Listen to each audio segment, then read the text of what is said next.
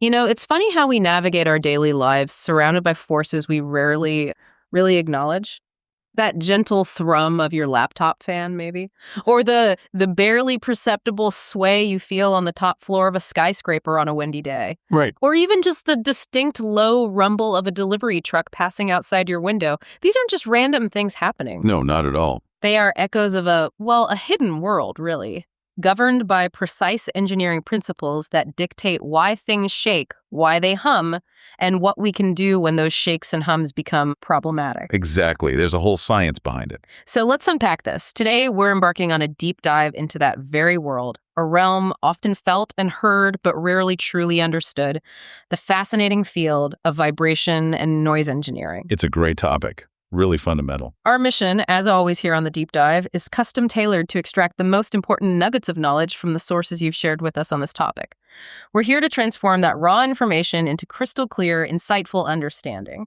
Basically giving you the shortcuts. Exactly. Providing you with the shortcut to being truly well-informed about the fundamental principles, the often surprising causes, the far-reaching effects, and crucially, the ingenious methods used to control both vibration and noise. Yeah, and how they often tie together.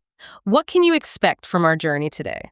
Well, we're going to take you from the very meaning of an oscillatory motion, the fundamental forces that kick it into gear, The basics. through the intricate science of sound waves and the remarkable ways our own ears perceive loudness. Then we'll move into the pervasive problem of unwanted noise and the sophisticated strategies engineers employ to tame it. It covers a lot of ground, from tiny vibrations to big noise problems.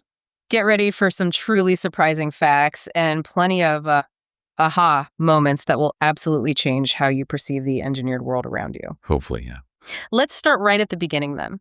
When we casually use the word vibration to describe a shake, what does it actually mean in the precise language of engineering? What exactly are we referring to? Right. So in engineering terms, vibration is formally defined as any oscillatory motion or displacement of a system or body about its equilibrium or mean position. Okay, oscillatory motion, equilibrium position. Yeah, think of it like this. You have a system in a stable, resting state. It's equilibrium. When it's nudged or displaced from that stability, its inherent properties like elasticity create restoring forces. Forces trying to pull it back. Exactly. They try to pull it back to where it started. But because of inertia, it doesn't just stop at equilibrium. It overshoots, swings back, and continues to oscillate back and forth. Oh, okay. We see this with elastic bodies like springs or beams. You stretch a spring and release it, it doesn't simply return and stop. It bounces back and forth, vibrating until its energy is dissipated somehow. And while that image of a bouncing spring might seem, pretty harmless, in the real world, these seemingly simple oscillations are often far from desirable. They can actually be quite destructive, can't they? Oh, absolutely. They absolutely can. In machines and structures, unwanted vibrations carry a whole host of negative impacts, really serious ones sometimes. Like what specifically? Well, they can lead to significantly increased stresses within materials. This accelerates fatigue and can eventually cause, structural failure. Right. Things break down. Exactly. They also represent energy losses, making systems less efficient, more costly to operate. In high-speed rotating machinery, they drastically increase bearing loads. That sounds bad for bearings. Very bad. It can lead to premature wear and catastrophic breakdowns. And for us, as occupants of vehicles or buildings, they cause passenger discomfort, maybe even motion sickness. Yeah, nobody likes a bumpy ride. And on a fundamental level, they absorb and dissipate energy from the system, disrupting its intended function and potentially reducing its lifespan. Just generally not good unless you want the vibration for some reason. So if they're so problematic, what are the primary instigators? What actually causes a system to start vibrating in the first place? Where does it come from? The causes are diverse, but they tend to fall into some clear categories that engineers systematically look for. One of the most common culprits is unbalanced centrifugal forces. Unbalanced forces, like a wobbly tire. Precisely. Imagine a spinning component like a turbine blade or a car tire, where the mass isn't perfectly distributed. That tiny imbalance creates a rotating force that can induce severe vibration, especially at high speeds. And this isn't just washing machines, right? Oh, no. It's why every jet engine turbine blade must be meticulously balanced to within microns. A tiny, unseen imbalance could, over time, literally rip apart an engine mid-flight because those forces get amplified so much at high speeds. Wow. Okay, so balance is critical. What else? Another major cause is misalignment. If you have two connected shafts, or maybe a shaft and its bearings, and they aren't perfectly lined up, that rotational motion creates forces that induce vibration. Makes sense. Things aren't spinning smoothly. Right. And even subtle looseness like loose restraints, maybe worn bolts or excessive bearing clearance in rotating machines, that allows components to rattle and set off vibrations. So wear and tear can contribute. Definitely. Then we have dry friction between mating surfaces. This can lead to a kind of stick slip phenomenon, causing intermittent, jerky motion that we feel as vibration. Stick slip, like chalk screeching on a board. Sort of, yeah. Yeah. A common engineering example is machine tool chatter, where the cutting tool vibrates against the workpiece, leads to poor surface finish, tool wear. Yeah. It's a big issue in manufacturing. Okay. And nature plays its part too. Wind-induced vibrations can be significant. Think about power lines or telephone lines swaying in strong gusts. That constant movement can lead to material fatigue over time. Right, I've seen that. Lastly, there's a broad category we call external excitation. This includes pretty much everything else from the outside. The shaking of a vehicle driving over a rough road, Yeah, bumps in the road. where the uneven surface continuously inputs energy into the suspension. Or, on a much larger scale, the ground motion caused by an earthquake, which can violently excite entire buildings. What's truly fascinating here is how these seemingly simple concepts, like a slight imbalance or a bit of looseness, can scale up to cause really significant problems. It really underscores why identifying the root cause of vibration is absolutely critical for engineers, doesn't it? Whether they're designing a simple home appliance or a massive bridge. So, vibrations are pervasive, they're everywhere, but Yeah. how do engineers actually categorize them based on how they originate and how they're sustained? Is it always the same kind of shake, or are there distinct types of vibrational motion? No, there are definitely distinct types. Yeah. Engineers usually classify them into three main categories based on their initiation and sustenance. Okay. First, we have free or natural vibrations. This happens when a body is given an initial displacement or pushed by some external force, and then that force is completely removed. Like letting go of a swing? Exactly like that. The system then vibrates freely due to its own inherent forces, its stiffness and its mass. Pulling a child back on a swing and letting go, or plucking a guitar string. It vibrates on its own afterwards. Okay. However, it's a crucial theoretical point from our sources that, strictly speaking, natural vibrations do not exist in reality. Oh, why not? Because in any real-world scenario, there's always some resistance, some friction, some damping. So a truly undamped, unending natural vibration is really an idealized concept we use for analysis. It wouldn't go on forever in the real world. That's a great point about the ideal versus the real. So if natural isn't quite real, what's the more common type we encounter day to day? The second type, and far more common in practical applications, is forced vibrations. This occurs when a periodic disturbing force is continuously applied to a system. So energy is constantly being added. Precisely. Energy is constantly being fed into it over time. Examples are everywhere. The constant vibration you feel in a car or truck, caused by the engine and its interaction with the springs and the road conditions. Right, the road keeps forcing it. Exactly. Or the pervasive vibration of a building during an earthquake. The ground motion continuously excites the structure, forcing it to vibrate at a frequency determined by that external input. Okay, so free and force. Is there a third type? Yes, and this one's maybe the most intriguing. Self-excited vibrations. Self-excited. How does that work? These are peculiar because they occur when a steady, constant input into a mechanical system actually results in components vibrating at their natural frequency. It's sort of counterintuitive. A constant flow creates a rhythmic movement. Can you give an example? Sure. A classic one is the acoustic vibration resulting from a steady flow of air over a violin string. Or maybe the sometimes destructive galloping of power lines in certain steady wind conditions. The system itself, through an interaction with a steady energy source, generates and sustains its own oscillation. That is interesting. And whether they're free or forced, these vibrations can manifest as either damped or undamped, correct? That sounds important. Precisely. That's a crucial distinction we need to make. Yeah. We'll delve deeper into damping shortly. But essentially, yeah, a damped vibration means there's energy loss.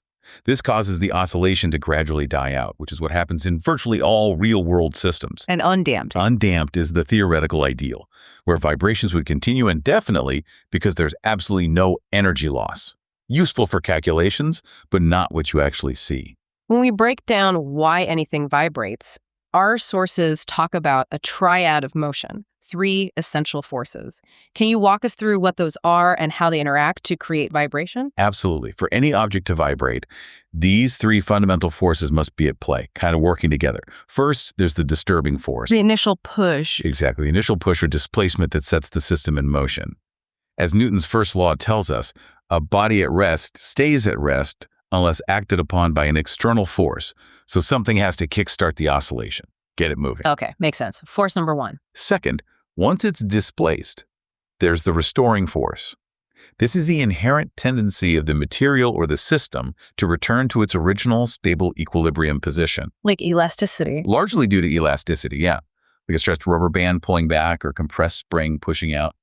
This force always tries to bring the object back towards its center, its resting spot. All right, disturbing force, restoring force. What's the third? The third is the inertia force. This is the force that resists changes in motion. Once the disturbing force moves an object and the restoring force begins to pull it back, inertia is what carries it past that equilibrium point. Ah, so it overshoots. It overshoots, exactly, and begins the next phase of the oscillation. Without inertia, the object would just return to equilibrium and stop. With inertia, the motion continues, swinging back and forth. So it's this continuous push and pull, this dynamic interplay between these three. Exactly. If you connect this to the bigger picture, these three forces, the initial push, the pullback to center, and the momentum carrying it beyond, are the fundamental ingredients for any vibration. They dictate its initiation, its tendency to return to equilibrium, and its continued motion. And understanding that interplay is key. Absolutely key. Understanding their interplay isn't just academic. It's crucial for predicting, controlling, and even intentionally designing vibrational behavior in everything from, say, precision instruments to massive civil structures. Okay, here's where it gets really interesting for anyone wanting to truly grasp vibration and its control. We need to speak its precise language. What are the key terms that engineers use to describe these oscillations? The jargon, if you will. Yeah, precision is paramount in this field, you're right. Let's start with periodic motion. Basically, any motion that repeats itself after the regular interval of time. Simple enough. Okay. From that, we derive frequency. This is simply the number of full cycles completed in a unit of time, typically measured in hertz or hertz. How many times it goes back and forth per second. Got it. And time period. That's just the inverse. The time period is the time it takes to complete one single cycle, measured in seconds per cycle. Okay, frequency and time period. What about how far it moves? That's the amplitude. Amplitude is the maximum displacement of a vibrating system or body from its mean equilibrium position. It's essentially how far the oscillation swings from its resting point, the size of the vibration. Right. And you mentioned natural vibration earlier. Yes, leading to a crucial term, natural frequency.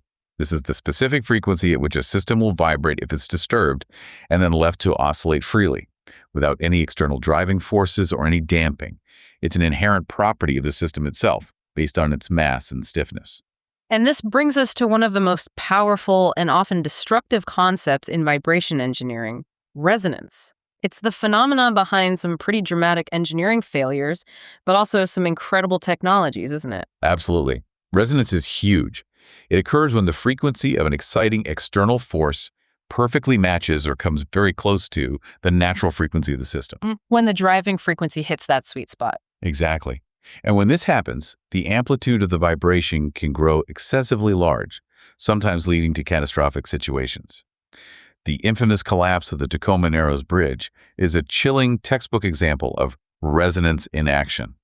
The wind pulses matched the bridge's natural twisting frequency. Wow.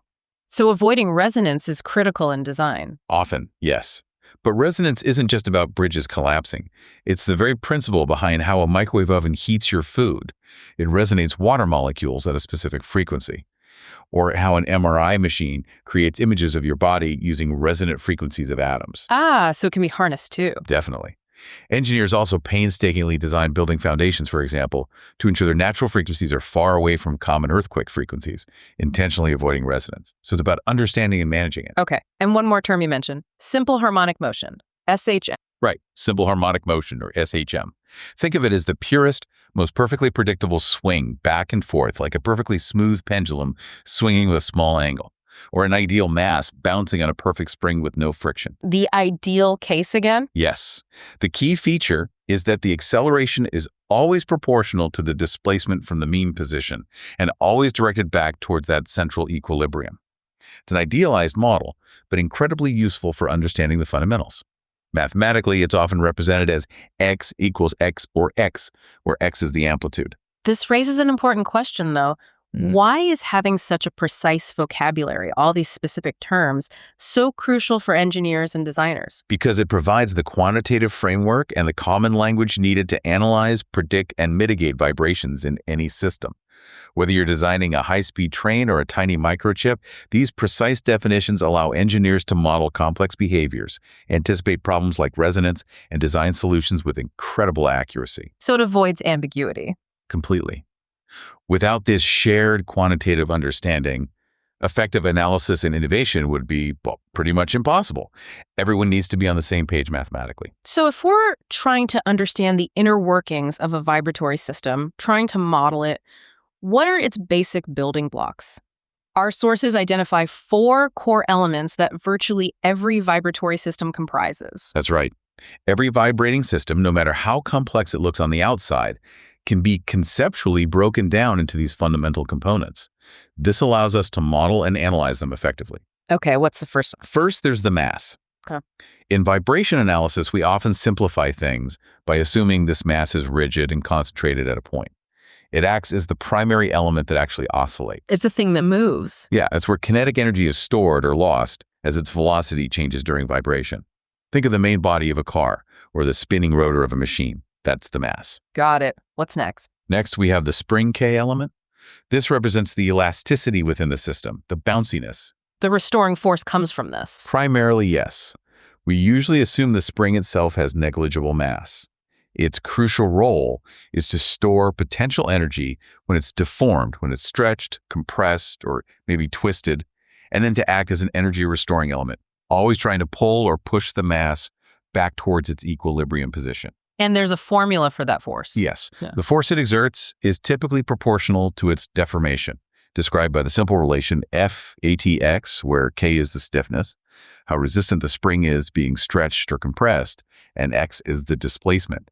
This gives the system its snapback quality. Okay, mass and spring. But things don't vibrate forever in reality, so what brings the motion to a halt? Exactly, that's where the damper C comes in. Mm. The damper is responsible for energy dissipation within the system. It basically takes the mechanical energy of vibration and converts it into heat, usually due to some kind of friction. So it slows things down. Precisely. It's why a bell stops ringing eventually, or why a car stops bouncing fairly quickly after hitting a pothole, well, if the shock absorbers are working. Are there different kinds of dampers? Yes, we mainly distinguish between 2 types in basic models. A viscous damper, which you find in things like car shock absorbers, involves a fluid. Here, the damping force is proportional to the relative velocity of the moving parts. It's expressed as Fd equals Cv, where C is the damping coefficient. The faster it moves, the more resistance it feels. Okay, viscous damping. What's the other type? The other common type is Coulomb's damper, or simply dry sliding friction. This acts as a nearly constant force, always opposing the direction of motion. Imagine the friction in an old, unlubricated door hinge. It's a kind of constant drag regardless of how fast you push it. Got it. So mass, spring, damper. Is that it? Almost. There's one more essential element, the excitation force, F. This is the active element that supplies energy to the vibratory system in the first place, or keeps it going in the case of forced vibration. The disturbing force we talked about earlier. It could be, yes, or a continuous push, or a rotating imbalance like we discussed. This external energy is then stored temporarily in the mass as kinetic energy, and the spring as potential energy, and critically, dissipated continuously by the damper as heat. So the excitation force is the initiator or the sustainer of the vibration. So these 4 elements, mass, spring, damper, and excitation, are truly the DNA of any vibrating system, aren't they? That's a great way to put it, precisely. Understanding how these elements interact is the fundamental first step to predicting, controlling, and even designing systems that either leverage vibration for a specific purpose, like in a vibratory feeder that moves parts along, or suppress it entirely, like in a sensitive laboratory instrument that needs to be perfectly still. It gives engineers a common language and a toolkit. Exactly, a conceptual toolkit to break down complex real-world systems into manageable, analyzable parts. Now, moving from the components to the systems themselves. From a simple pendulum to incredibly complex structures like aircraft wings, engineers categorize vibratory systems based on how many ways they can move independently. This classification, based on something called degrees of freedom, seems absolutely crucial for analysis. It is absolutely fundamental, yes, because it directly dictates the complexity of the mathematical models required, and importantly, the potential vibrational behaviors a system can exhibit. We broadly classify systems into two main types based on this concept. Okay, what are they? First, there are discrete systems, often called lumped parameter systems. In these models, we simplify the real system by assuming that the mass, stiffness, and damping are concentrated at specific distinct points. Like representing a whole car as just one mass. Sort of, yeah. Or maybe a few masses connected by springs. This results in a system with a finite number of degrees of freedom and a finite number of elastic members. It's a simplification, but often gives a good first approximation of behavior, especially for lower frequency vibrations. Okay, discrete systems. What's the alternative? The alternative, and far more representative of the real world, are continuous systems, sometimes called distributed systems. In these systems, the mass, stiffness, and damping are distributed continuously throughout the body. They don't exist at single points. Like a beam or a plate. Exactly. Think of a long beam, a large bridge deck, or even the hull of a ship. Every single point along its length or surface can, theoretically, move independently. This means they possess an infinite number of degrees of freedom. Most real mechanical and structural systems are, in fact, continuous systems. Analyzing them is mathematically more complex. Infinite degrees of freedom. Wow, so what exactly is a degree of freedom then, in simple terms? The degree of freedom, DOF, is defined as the minimum number of independent coordinates required to completely define the configuration or position of a mechanical system at any given moment in time. How many numbers you need to know where everything is? Basically, yes. It's how many distinct values you need to track to tell you exactly where all the parts of the system are located. This number can vary from 0 for something completely fixed all the way up to infinity for those continuous systems. Can you give examples based on the number? Sure. We talk about single degree of freedom, SDOF systems. Here, only one spatial coordinate is needed to describe its position. A classic example is a mass hanging from a spring, but constrained so it can only move straight up and down, without any rotation or sideways movement. You just need its vertical position. Or a simple pendulum. A simple pendulum swinging in a single plane, yes. You only need its angle to know its position. Those are SDOF systems. And more complex ones. Then there are multi-degree of freedom, MDOS systems, which logically have more than one degree of freedom. If you had a system with two masses connected by two springs, and they could only move up and down, that would have two DOFs, because you need a coordinate for each mass. A more complex example, like a rigid airplane flying freely in space, has 6 degrees of freedom, 3 for translational movement, up, down, left, right, forward, backward, and 3 for rotational movement, roll, pitch, and yaw. You need all 6 numbers to define its exact position and orientation. This raises an important question then. Why does the degree of freedom matter so much when we're talking about vibration? What's the practical implication? Oh, it matters immensely, because it directly dictates the complexity of the mathematical analysis required to understand the system's behavior. More DOFs mean more equations, more complex models. Makes sense. It also determines the number of distinct ways or modes of vibration a system can exhibit. Each mode has its own characteristic shape and its own natural frequency. An SDOF system has one natural frequency. An MDOF system has multiple natural frequencies. A continuous system has infinitely many. So it affects resonance possibilities. Hugely. More natural frequencies mean more potential resonances to worry about. Consequently, understanding the degrees of freedom is absolutely fundamental to tackling the design challenges for any vibrating machine or structure, from ensuring the smooth ride of a high-speed train to guaranteeing the structural integrity of a skyscraper in an earthquake. It tells you how complex the potential vibration problem really is. Okay, let's zoom in on a specific type of vibration we touched on earlier, free vibrations. What happens when a system is set in motion and then just left to itself, especially when we consider the absence or presence of energy loss? All right, let's dissect undamped free vibrations first. This is, remember, our idealized scenario. Imagine that perfect pendulum swinging in a total vacuum with absolutely no friction in its pivot point. The physics textbook example. Pretty much. In this theoretical world, once you set it in motion, the system would vibrate solely by its own inherent forces, driven only by its mass and stiffness, with absolutely no energy loss due to friction or resistance. The vibrations would theoretically continue indefinitely at its natural frequency, never stopping. And engineers have ways to analyze this ideal case. Yes, several powerful methodologies. You have Newton's method, which looks at forces directly. The Allenber's method, which introduces an inertia force to treat dynamics like statics. The energy method, which looks at the conservation of kinetic and potential energy. And Rayleigh's method, which is a variation of the energy method. Do they all give the same answer? For a simple system, yes.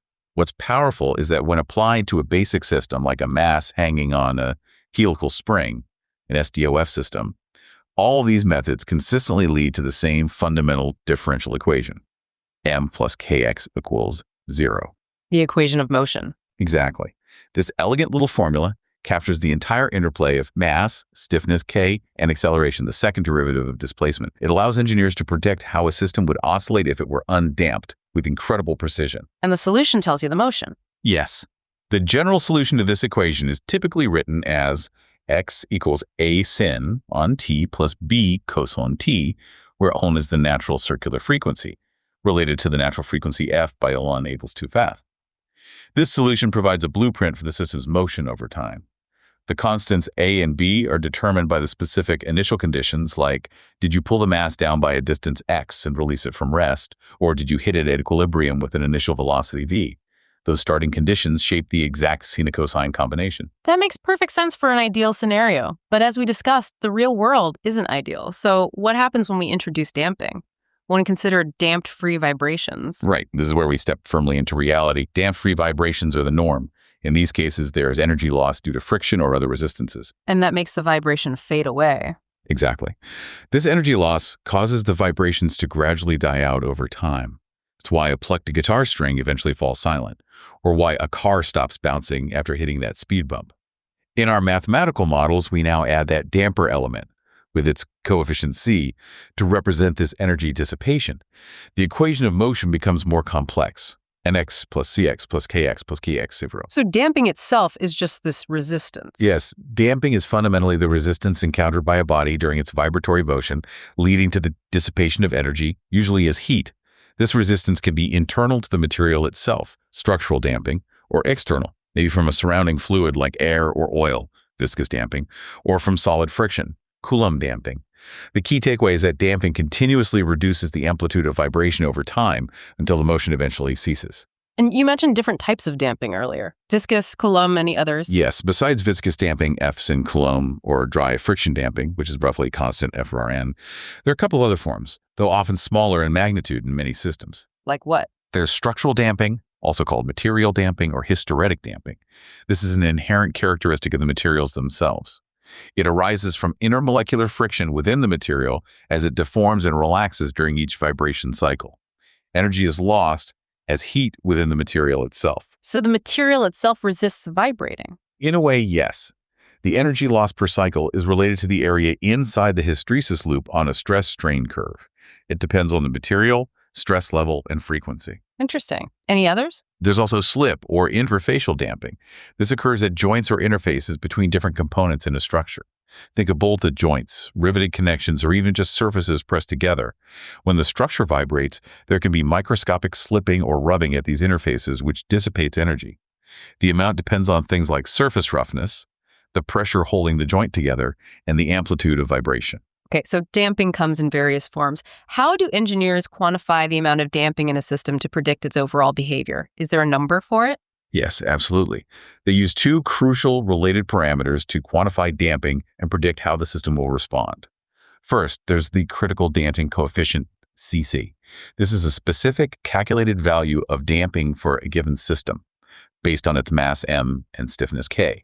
It represents the minimum amount of damping required for the system to return to its equilibrium position as quickly as possible without oscillating. The just right amount to stop oscillation. Exactly. It's defined mathematically as Cc equals 2 man, where sun is the undamped natural circular frequency we talked about. Okay, critical damping coefficient. What's the second parameter? The second, and perhaps even more intuitive and widely used for comparing systems, is the damping ratio, sometimes represented by zeta. This is a dimensionless ratio. It's the ratio of the actual damping coefficient C present in the system to the critical damping coefficient C for that same system. So 8 UCCC. So it tells you how damped the system is compared to that critical value. Precisely. If O-Cori-1, the system is critically damped.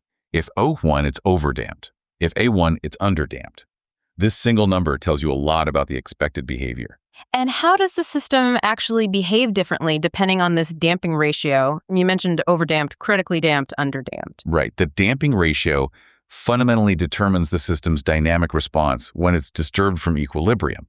We can visualize this clearly on a displacement versus time graph. Okay. What does overdamped look like? If a system is overdamped, it means there's a lot of damping, more than needed to just prevent oscillation.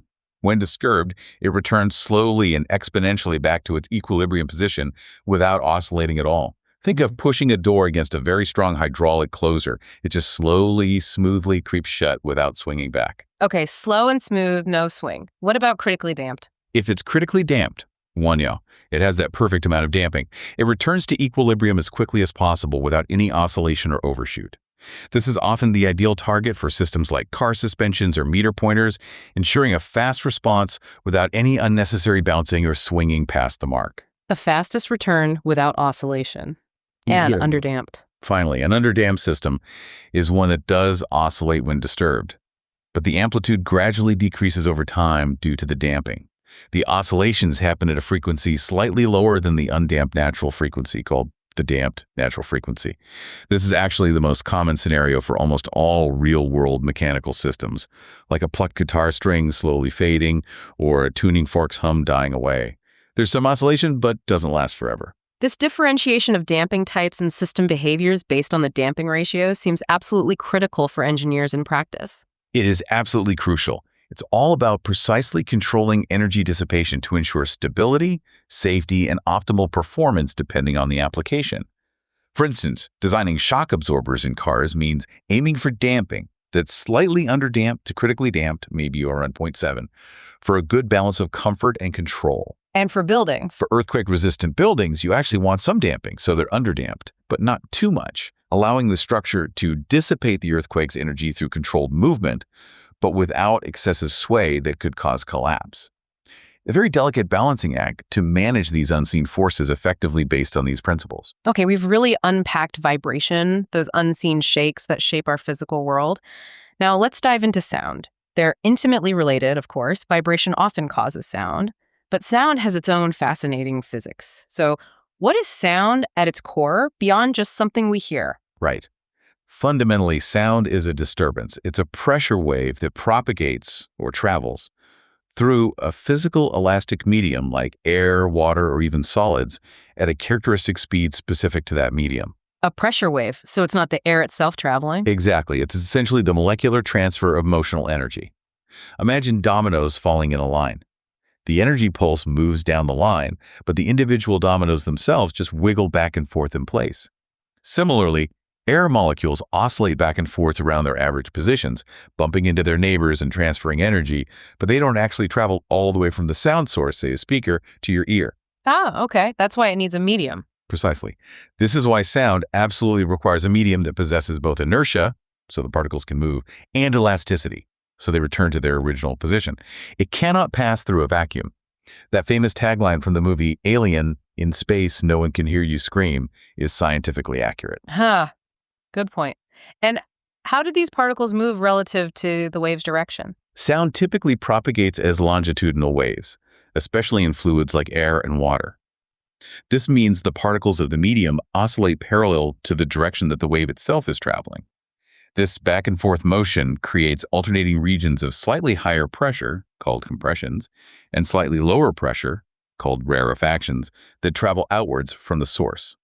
It's these pressure fluctuations arriving at our eardrum that we perceive as sound. Okay, so it's all about these propagating waves. How do we quantify them and talk about their characteristics? What about concepts like wavelength and frequency for sound, similar to vibration? Yeah, the concepts are very similar. The wavelength of sound, often denoted by the Greek letter lambda, a phi, is simply the spatial distance between analogous points of two successive waves. For instance, the distance from the center of one compression to the center of the next compression. And it relates to speed and frequency. Yes. If a wave travels with a velocity v and completes one cycle in time t, the period, then the wavelength is equal vt. Since frequency f is the inverse of the period, f equals 1t, the more common relationship is eras v f. Wavelength equals speed divided by frequency. Okay. And frequency itself. Frequency of sound, mirroring our discussion on vibration, is the number of times per second that the pressure fluctuation completes a full cycle from compression through rarefaction and back. It's also measured in hertz. Higher frequency means more cycles per second, which we perceive as a higher pitch. And how do these frequencies relate to how we as humans actually perceive sound? Our ears are truly remarkable instruments, aren't they? Very sensitive. They absolutely are. Yes. Our perception of sound is incredibly frequency dependent. The normal human audible frequency range is generally considered to be from about 20 hertz on the low end, a very deep rumble, up to about 20,000 hertz, a very high-pitched hiss on the high end. And outside that range? Sounds with frequencies above 20,000 hertz are called ultrasonic sound. We can't hear them, but they're crucial for technologies like medical imaging, ultrasound, or sonar used by bats and submarines. Below 20 hertz, we have infrasonic sound. Again, usually inaudible, but often associated with large-scale natural phenomena like earthquakes or volcanoes or very large machinery. Sometimes you can feel infrasound as a low-frequency vibration, even if you can't hear it. That's interesting. Is our hearing equally good across that whole 20 to 20,000 hertz range? No, not at all. What's particularly fascinating is that our hearing sensitivity is not uniform. Our ears are actually most sensitive in the range of roughly 1,000 hertz to 4,000 hertz. Why that specific range? Well, experiments show that resonance actually occurs in the human ear canal itself at frequencies around 3,000 hertz. This natural amplification helps explain our heightened sensitivity to sounds in that band. And crucially, this range is where most of the important frequencies for understanding human speech lie. So it's evolutionary useful. Seems likely, yes. We also define the threshold of hearing, or audibility. This is the lowest sound intensity that can barely be detected by a person with normal hearing at a particular frequency, usually measured in a very quiet room. It's a critical measure for assessing ear health and sensitivity, and it varies significantly with frequency, being lowest, meaning we're most sensitive, in that 1 to 4 kilohertz range. And the human voice. The frequency range for the human voice typically spans from about 80 hertz for a low male voice up to maybe 8,000 hertz or higher for certain consonants and harmonics, though the core frequencies for intelligibility are mostly in that mid-range where we're most sensitive. So it's not just about the sound being present, it's about the specific frequency and how our biological instruments are tuned almost like filters to perceive it. It raises an important question.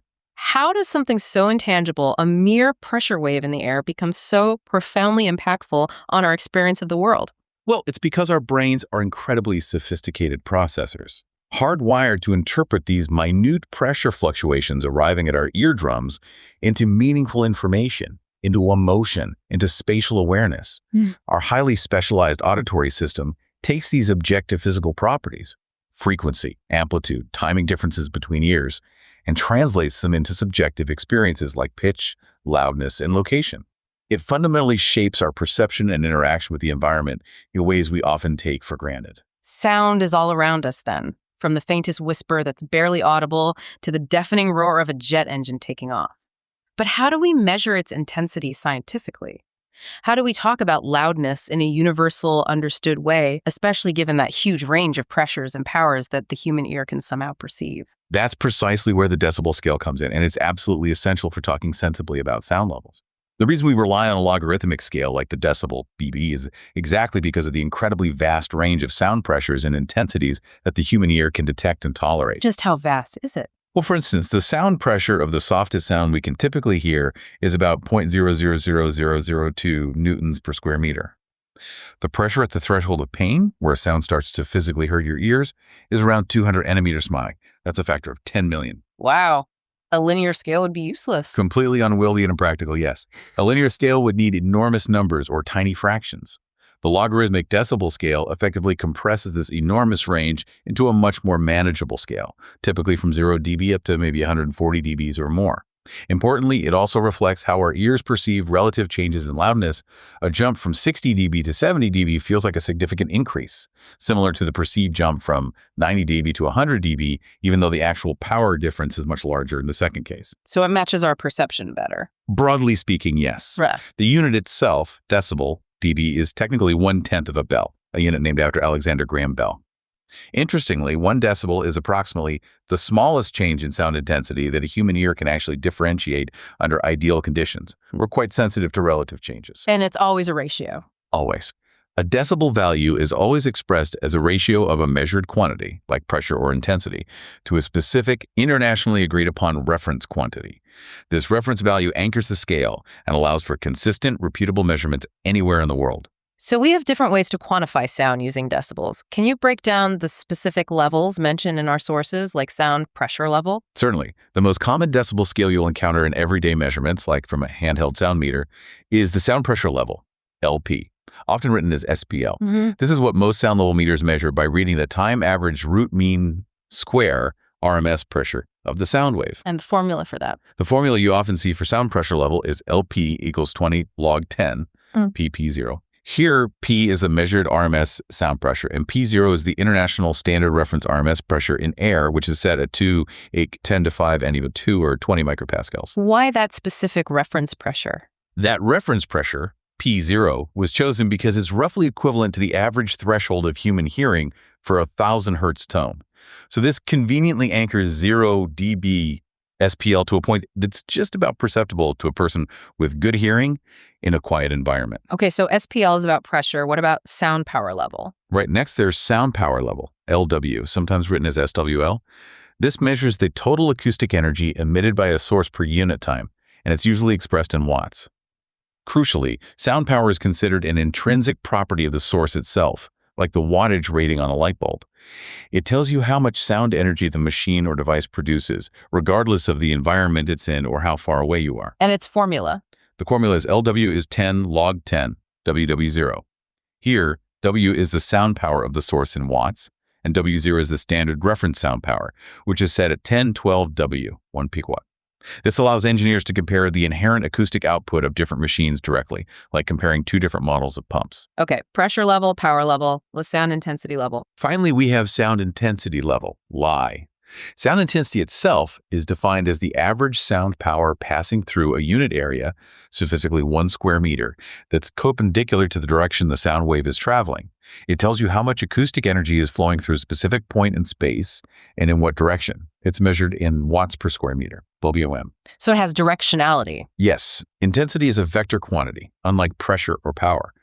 The sound intensity level LI formula is LI equals 10 log 10 I00, where I is the measured sound intensity and I0 is the reference sound intensity set at 1012 WOM2. That reference seems familiar. It is. It's chosen so that for a freely propagating plane wave in air, a sound pressure level of 0 dB corresponds to a sound intensity level of 0 D. So at the threshold of hearing, where I approximately equals I0, the sound intensity level I is also 0 dB.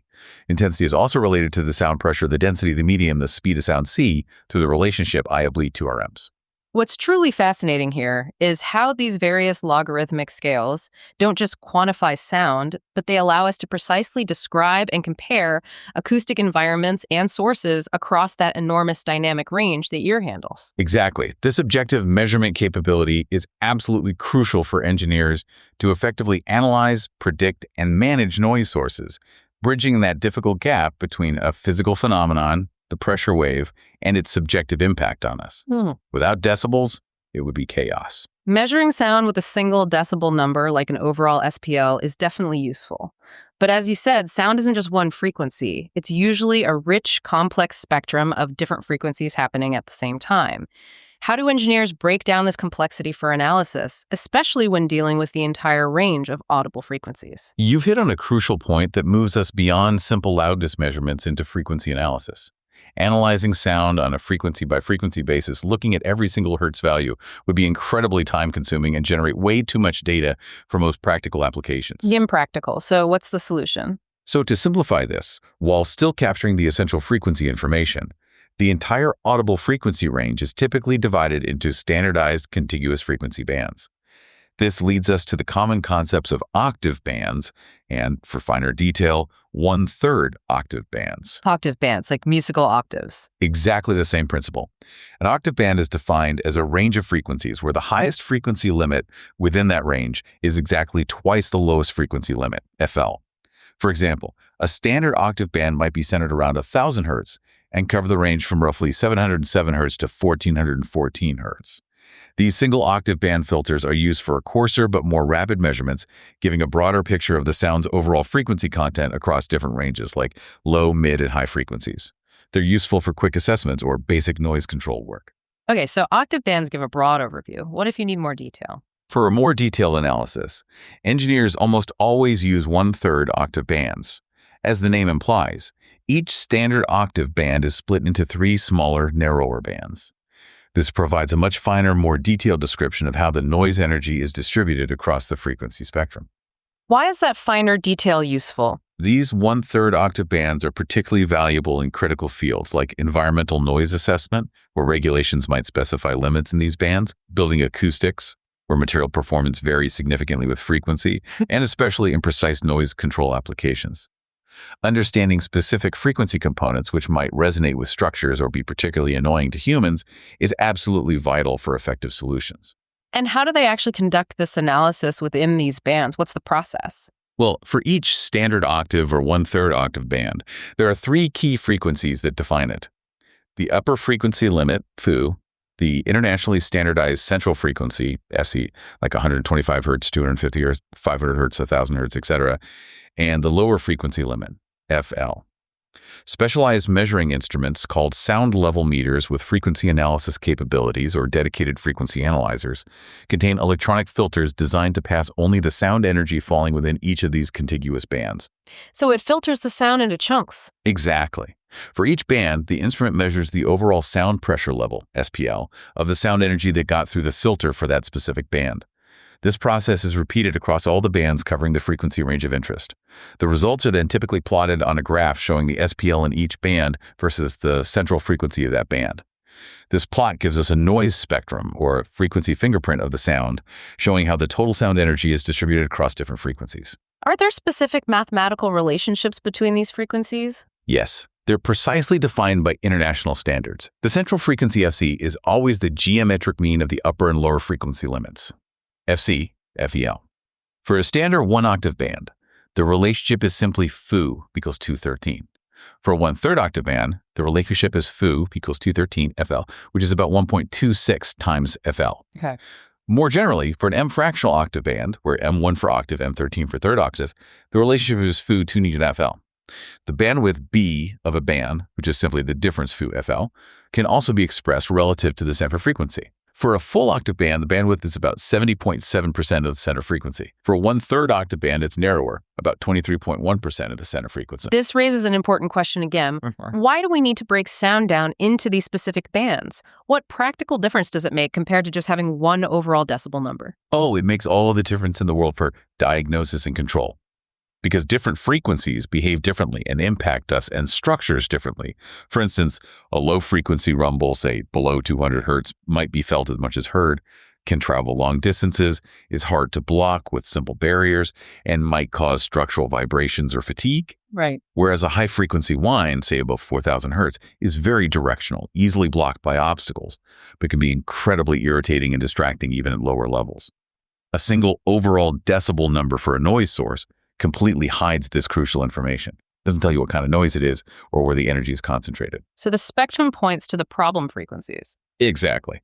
This granular band-by-band analysis allows for highly targeted noise control solutions. Instead of a costly, often ineffective one-size-fits-all approach, just make it quieter, engineers can identify these specific problematic frequencies revealed by the octave or third octave spectrum. Then they can design specific solutions, maybe selecting a sound-absorbing material that works best at those frequencies, or redesigning a specific machine component that's radiating that frequency, or installing a tuned muffler or barrier. It's far more effective and efficient. It gives them a precise blueprint for action. Okay, so we've talked objective measurements, decibels, frequencies, but beyond all that physics, there's our incredibly complex and, frankly, subjective experience of sound. What exactly is loudness to the human ear? It's clearly not just about how many decibels are hitting our eardrum, is it? No, you're absolutely right. It's definitely more nuanced and personal than just the physical intensity. Loudness is formally defined as an auditory impression or sensation perceived by an observer's ear regarding the strength or magnitude of a sound. An impression or sensation sounds subjective already. It is. It's an attribute of auditory sensation that determines the perceived magnitude of the sound produced. While it primarily depends on the amplitude, and thus the intensity or pressure of the sound wave, it's also significantly influenced by the sound's frequency content and even its duration. And crucially, as you said, loudness is fundamentally a subjective characteristic. What one person perceives as loud might be perfectly acceptable to another, or they might find different types of sounds, like a high-pitched tone versus a low rumble, more or less loud, even if they have the same measured SPL and decibels. The subjectivity is precisely why quantifying it scientifically is so challenging for engineers.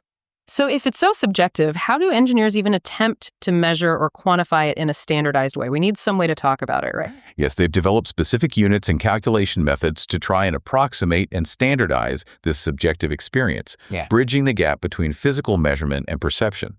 The two primary units of loudness measurement our sources discuss are fons and sones. Okay, fons first. What are they? The fon scale measures the loudness level of a sound by comparing it to the perceived loudness of a standard reference tone, which is a pure tone at 1000 Hz. The loudness of any given sound in fons is numerically equal to the sound pressure level, in dBSPL, of the 1000 Hz tone that is judged by listeners to be equally loud. So you match it to a 1 kilohertz tone. Essentially, yes, through listening tests originally used to create equal loudness contours, like the famous Fletcher-Munson or Robinson-Dadson curves. So if a complex sound at, say, 500 Hz feels subjectively as loud as a 60 dB SPL tone at 1000 Hz, then that 500 Hz sound has a loudness level of 60 fons. Does the font scale work linearly? Like, is 80 fons twice as loud as 40 fons? No, and that's a key limitation. It's important to note that the fon scale does not give a value directly proportional to the perceived loudness sensation. 80 fons definitely sounds much louder than 40 fons, but it sounds considerably more than twice as loud. It relates back to those nonlinear equal loudness contours. Okay, so fons give equal loudness, but not proportional loudness. What about sones? Sones, on the other hand, were developed specifically to try and provide a measure where the numerical value is approximately directly proportional to the perceived loudness sensation.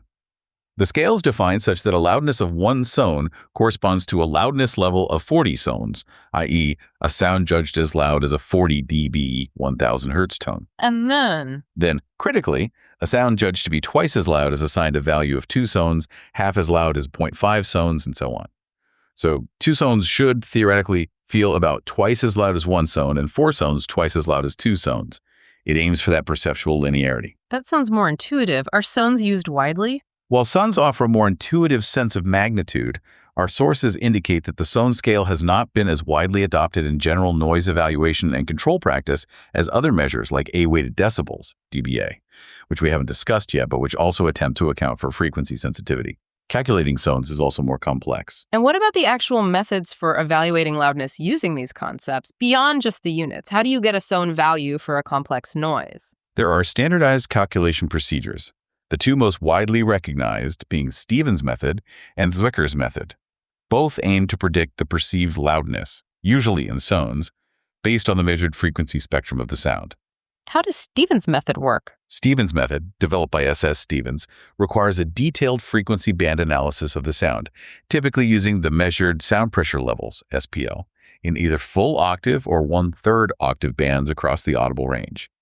This creates that noise spectrum we talked about. Okay, you need the spectrum. Then what? Then, for each frequency band, you look up a corresponding loudness index value from standardized tables or charts. The core idea behind the method is that louder sounds in one frequency band can mask or make it harder to hear quieter sounds in adjacent bands.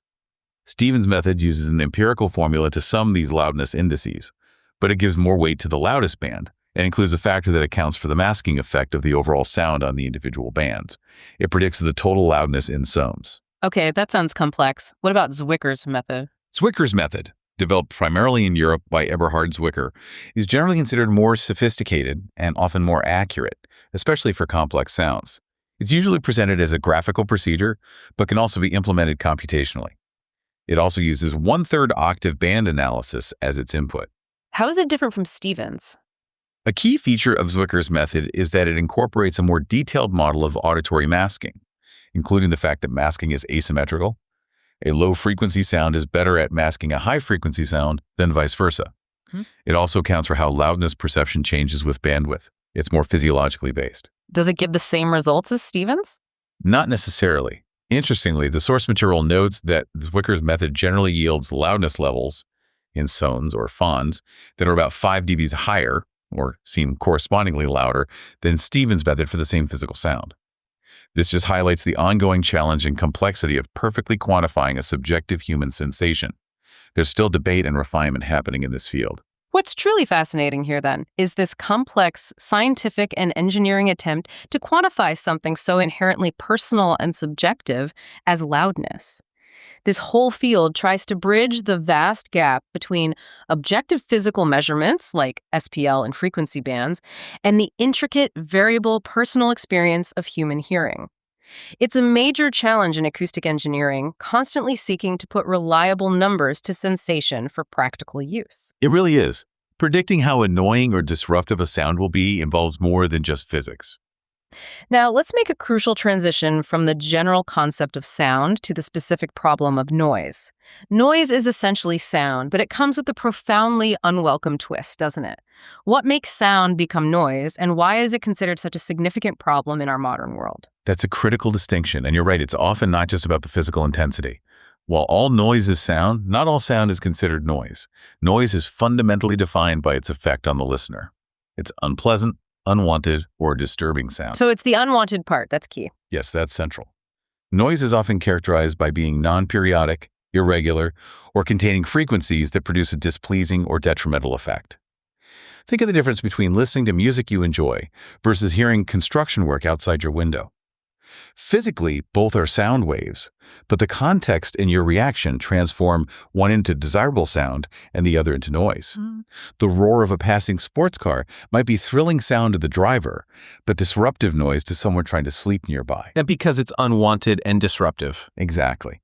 Because of its adverse effects, noise is now widely treated as a form of environmental pollution, much like chemical waste in water or smoke in the air. It directly interferes with human communication, making it hard to talk or understand. It reduces our comfort and sense of peace, and it demonstrably impacts our health and overall well-being. It's not just a minor annoyance. Noise pollution poses a tangible threat to the health and quality of life of people exposed to it regularly. And just like vibrations, noise can travel through different paths, which impacts how we experience it and how we might control it. What are the main types of noise based on how it spreads from the source to us? There are two primary types of noise classified based on its transmission path. First, and most commonly thought of, is airborne noise. Traveling through the air. Yes. This occurs when the medium through which the noise spreads from the source to the receiver is primarily air. Examples are ubiquitous. Traffic noise coming through an open window, loud music from speakers, people talking in the next room, the sound of an airplane overhead. The sound waves propagate directly through the air, vibrating the air molecules along the way. Okay, that's straightforward. What's the other type? The second type is structure-borne noise. This type of noise originates from vibrations within a physical structure itself, like the walls, floors, ceilings, or even the pipes within a building. These vibrations are often caused by mechanical equipment in direct contact with the structure, like a pump bolted to the floor, or impacts on the structure, like footsteps on the floor above. So the building itself is vibrating and making noise. Precisely. The vibrations travel through the solid material of the structure and then can radiate as audible sound into adjacent spaces. Imagine the vibrations from an elevator motor transmitting through the building frame and being heard as a low hum in nearby rooms, or the impact noise of someone dropping something on the floor above being heard quite clearly below. This is noise generated by the structure's vibration, not just traveling through the air within it. Controlling structure-borne noise often requires isolating the source vibration or damping the structural components. And what are the broader effects of all this unwanted sound, whether airborne or structure-borne, on us? It clearly goes beyond just being annoying if it's considered pollution. Indeed. The effects of noise exposure are quite widespread and can be profoundly detrimental, impacting both our physical and mental health. They range from the most direct effect, which is hearing loss, either temporary or permanent, to more insidious impacts. Noise causes significant annoyance, leading to feelings of displeasure, irritation, stress, and sometimes even aggression. It can severely interfere with sleep, disrupting our natural rest cycles, leading to fatigue, reduced alertness, and impaired cognitive function the next day. It also creates interference in communication, making it difficult to hold conversations, understand speech, especially for children learning or people with hearing impairments, or concentrate on tasks requiring focus. So it affects performance too. Definitely. All these factors contribute to a significant reduction in working efficiency and learning ability. And more broadly, chronic noise exposure is increasingly linked to overall effects on health, extending beyond just auditory impacts. Research suggests links to increased stress hormone levels, cardiovascular problems like hypertension and heart disease, and negative effects on mental well-being and psychological health. It really is a public health issue. Let's focus a bit more on the auditory effects, particularly hearing loss, as that's one of the most serious and often irreversible consequences of noise exposure. Yes, the sources are clear on this. Noise-induced hearing loss can be either temporary or permanent, primarily depending on the sound level, intensity, and the duration of the exposure. What's temporary hearing loss like? Temporary hearing loss, often called temporary threshold shift, TTS, might last from just a few seconds up to a few days after exposure to loud noise. Common symptoms include a feeling of dullness or muffling of hearing, often accompanied by tinnitus, which is a ringing, buzzing, or hissing sensation in the ears. This can commonly occur after attending a loud concert or working with power tools without protection for a short period. Usually, hearing recovers fully. But it can become permanent. Yes, and that's the real danger. Permanent hearing loss or permanent threshold shift, PTS, becomes a significant concern with prolonged or repeated exposure to high noise levels. The risk becomes significant for steady-state noise levels above about 85 dBA A-weighted decibels, which approximate human hearing sensitivity. Above 90 dBA, the risk increases substantially, and exposure can lead to severe and irreversible damage. How does the damage happen? Excessive and prolonged noise exposure, or even short exposure to extremely intense sounds like explosions, can permanently damage or destroy the delicate sensory hair cells in the inner ear, the cochlea. These hair cells are responsible for converting sound vibrations into electrical signals that are sent to the brain.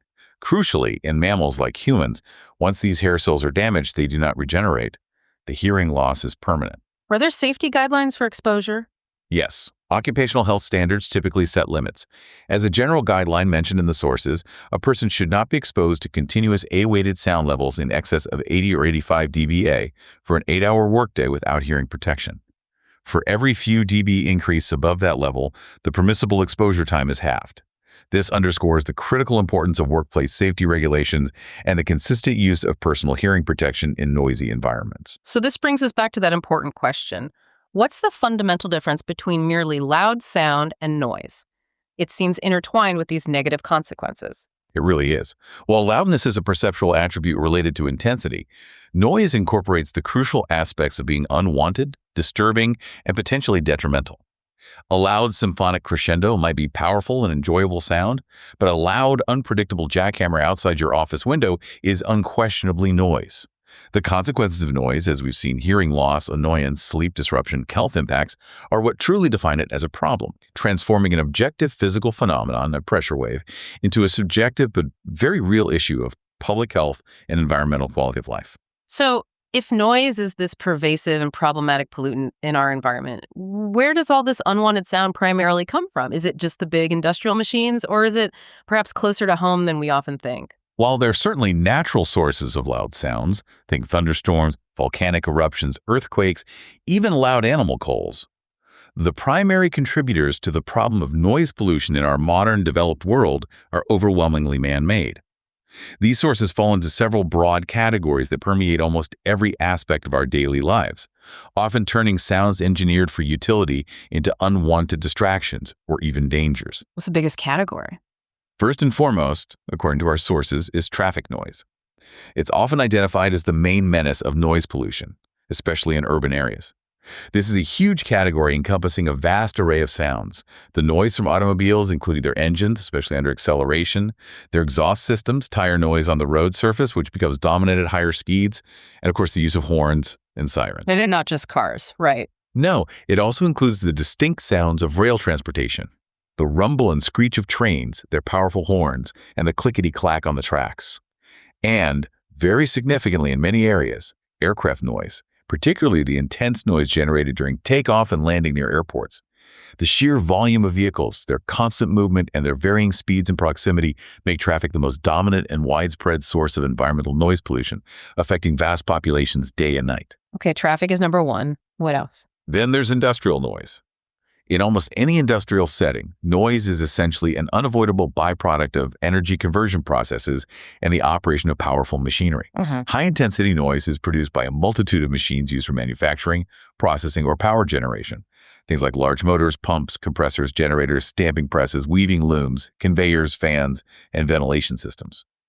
These environments often require significant noise control measures, primarily for worker safety, to prevent hearing loss, but also increasingly to prevent noise from escaping the facility and impacting surrounding communities. And it's not just the ongoing operation of factories, but even the process of building things creates a lot of noise, doesn't it? Exactly. Noise due to constructional equipment is another major category, and often a very disruptive one, because it can be temporary but intense and happen right where people live and work. Heavy equipment used for infrastructure development, building roads, skyscrapers, bridges, tunnels, generate significant, often intermittent, but very loud noise. Like what kind of equipment? Think of the incessant drone of diesel generators and air compressors, the sharp crackle and hum of welding machines, the whining and groaning of tower cranes lifting heavy loads, the percussive impact of jackhammers breaking concrete, and the intense pounding of pile drivers forcing foundations into the ground. These activities contribute substantially to ambient noise levels in urban and suburban areas, often for extended periods, disrupting residents, schools, and businesses nearby. Okay, traffic, industry, construction, that covers a lot of the big noise sources. Is there anything else significant? Yes, there's one more category we often overlook, perhaps because it's so familiar, but which contributes significantly to our overall noise exposure. Noise due to domestic appliances. Things in our own homes. Absolutely. A wide range of common household items, the very conveniences that make modern life easier, also produce noise. Think about your food mixer or blender whirring loudly, an electric drill being used for DIY projects, a lawnmower cutting the grass outside, the roar of a vacuum cleaner, or a washing machine, especially during its high-speed spin cycle. They can be quite loud sometimes. They certainly can. The sources mention that these common appliances can generate noise levels ranging from roughly 77 dBs up to 91 dB, or even higher at close range. This just demonstrates how pervasive noise is, even within the supposed sanctuary of our own homes, affecting our comfort, our ability to relax or concentrate, and contributing to our total daily noise dose. What's fascinating here, then, is just how deeply embedded noise generation is in our modern developed world. It stems from almost every sector of activity and infrastructure that supports our lifestyle, from our commute to the industries that make goods, to the construction that builds our cities, right down to the appliances in our kitchens and gardens. We are constantly immersed in a complex symphony of engineered sounds, many of which, despite their utility, inevitably become unwanted noise. It's a testament to how integral these technologies are, and yet also a persistent environmental challenge we must continuously address for public health and well-being. It really highlights the scale of the issue, doesn't it? Noise is everywhere. If noise is such a pervasive problem affecting health and quality of life, what can we realistically do about it? Can we truly silence the modern world, or is it more about smart management, reduction, and mitigation strategies? That's the practical question, isn't it? The reality is that complete elimination of all noise pollution is likely impossible, and perhaps not even desirable in a functioning dynamic society. However, its adverse effects can certainly be minimized significantly through a range of control measures.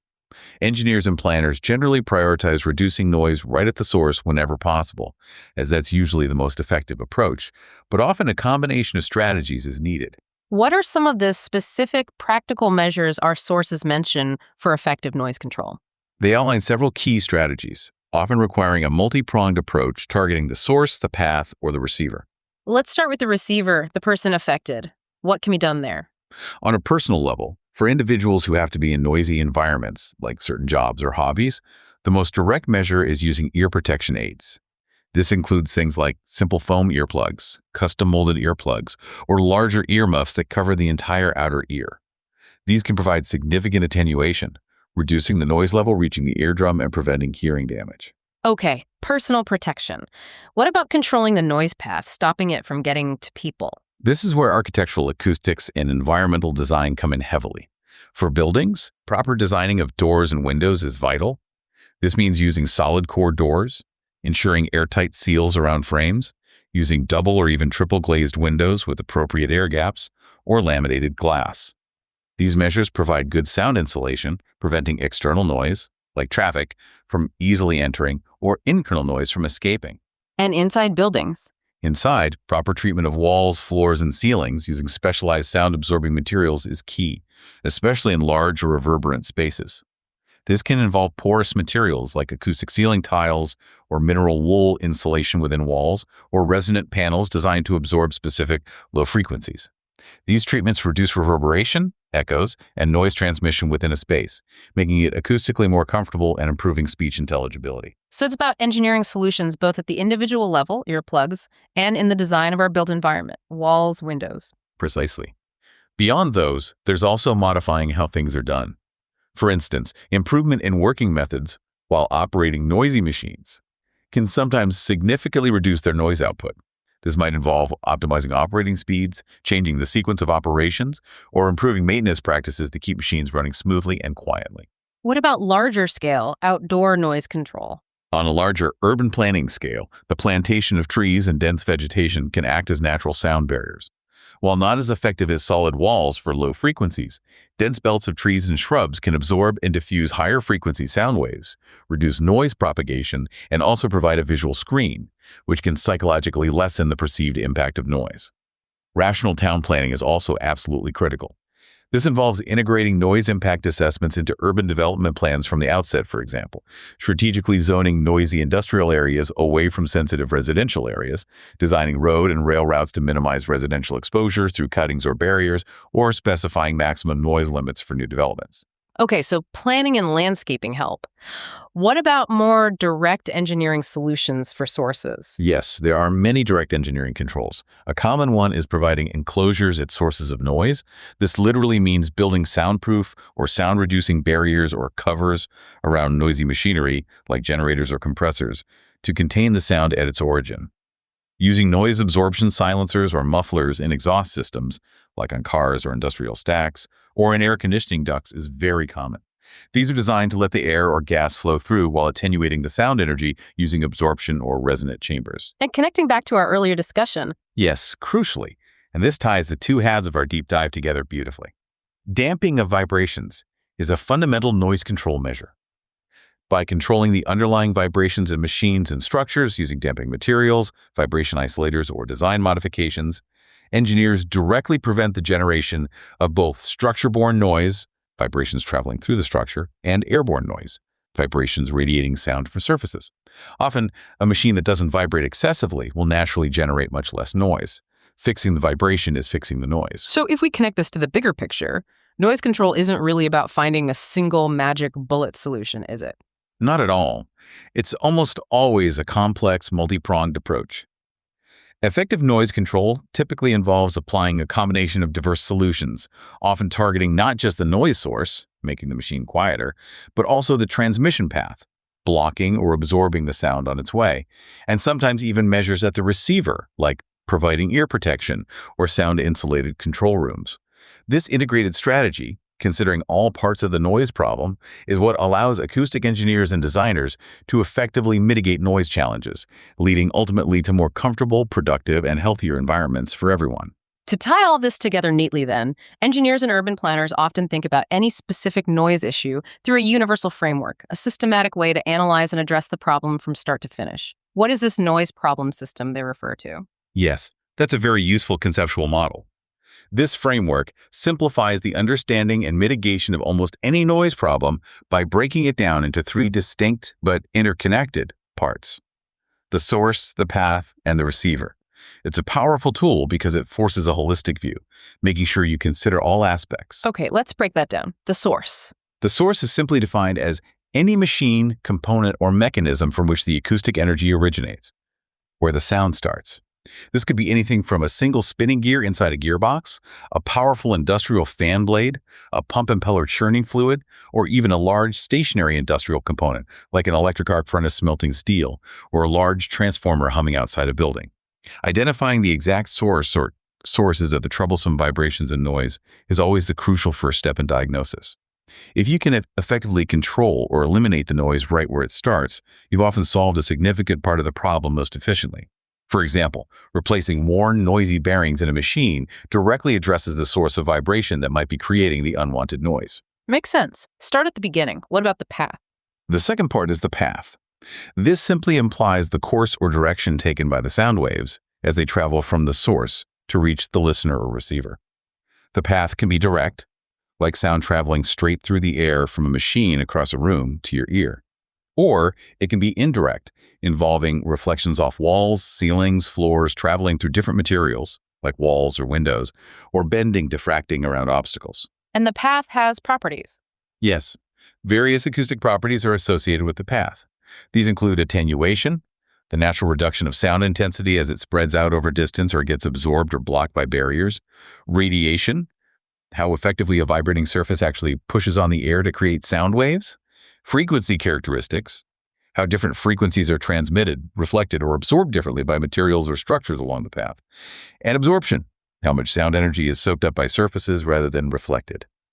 Modifying this transmission path is often a key strategy to reduce the noise nuisance at the receiver end, especially if controlling the source itself is difficult or too expensive. Can you give an example of path control? Sure. Using the example provided in the sources. Imagine a noisy factory, the source, located near a residential area where the receiver lives. In summer, if both the factory windows and the resident's house windows are open, there's a very direct airborne noise path. To mitigate this, engineers might recommend path control measures like building a tall, solid noise barrier wall between the factory and the houses, planting a dense belt of trees, or encouraging the resident to install better sound-insulating windows. These actions modify the path to reduce the noise reaching the receiver. Okay, source, path. And the final part is the receiver. Finally, yes, we have the receiver. This is simply the destination where the sound waves ultimately arrive and are perceived. Typically, this refers to the listener, the resident, the worker, or whoever is being negatively affected by the sound, the complainant, essentially. The receiver is the person, or sometimes an instrument or sensitive equipment, who feels the noise is interfering with their routine activities, their comfort, their concentration, or their well-being. And understanding the receiver matters too. Absolutely. Using our previous example, in summer, when both the house and factory windows are open, allowing that direct propagation, the resident is the receiver. Understanding the receiver's location relative to the source, their typical activities, are they trying to sleep, work, or relax, their sensitivity to different frequencies and noise levels, some people are more sensitive than others, and when they're most affected, is vital for determining how much noise reduction is needed and judging the effectiveness of any proposed noise control measures. Sometimes, if source and path control aren't sufficient or feasible, the solution might involve measures directly at the receiver, like providing sound-insulated booths for workers, specifying hearing protection, or in extreme cases, even relocating the receiver's activity if possible. So this systematic breakdown of any noise problem into its source, path, and receiver seems incredibly insightful and practical. It really is. By systematically analyzing a noise problem using these three interdependent components, engineers and planners gain a comprehensive and structured framework. This framework allows them to rigorously analyze the situation, accurately predict the effects of different interventions, and ultimately design the most effective and often most cost-effective strategies for noise mitigation. It leads to better solutions and, hopefully, more comfortable, productive, and healthier acoustic environments for everyone. It forces engineers to think about the entire system, from where the noise starts to where it ends up, ensuring that solutions are holistic and sustainable. Wow, what a deep dive that was into the truly intertwined worlds of vibration and noise engineering. We've journeyed from the subtle oscillations that shape our physical world, those often unseen shakes and hums that impact everything from, huge jet engines down to your washing machine at home. Right, the whole scale. All the way to the fascinating propagation of sound waves through the air, the complex and often very subjective ways our own ears interpret loudness, and finally, tackling the pervasive problem of unwanted noise and the really ingenious strategies engineers use to try and control it. It's crystal clear these are not just theoretical concepts tucked away in textbooks, but fundamental forces actively shaping our daily lives and environments. Indeed. And I think the key takeaway is that understanding these fundamental principles isn't just academic. It's really about appreciating the unseen forces and the unheard waves that constantly interact with us and with everything in our built environment. This knowledge empowers engineers and designers to create machines, structures, and environments that are more efficient, definitely safer, and increasingly quieter. Which improves quality of life. Absolutely. Ultimately, by understanding and addressing these challenges related to vibration and noise, we significantly enhance our quality of life and our overall well-being. And as we saw, the deep interconnectedness of vibration and noise means that addressing one often directly impacts the other. They really are two sides of the same essential engineering coin. Controlling vibration often controls noise, and vice versa. So here's a provocative thought for you, our listener, to maybe carry forward from today's discussion. Yeah. The next time you feel a rumble beneath your feet, maybe from a passing train or heavy truck, or you hear a persistent hum from an appliance or machinery, Or perhaps you even just notice an unsettling quiet in a usually bustling place. Take a moment. Consider the complex interplay you now know is happening. The fundamental forces causing motion, the precise frequencies propagating through the air or structure, and the nuanced ways your own perception is interpreting it all. How might a deeper awareness of these invisible yet powerful principles change your appreciation for the incredibly engineered world all around you? And perhaps even inspire you to seek out more moments of stillness, or maybe even advocate for greater acoustic comfort in your own life, your workplace, or your community? It definitely makes you listen differently. What a journey. We really hope this deep dive has given you a fresh and maybe slightly more sensitive perspective on the unseen yet incredibly powerful world of vibration and noise. Keep observing and listening to the world around you with these new informed insights. Thanks for joining us. And we'll see you on the next deep dive.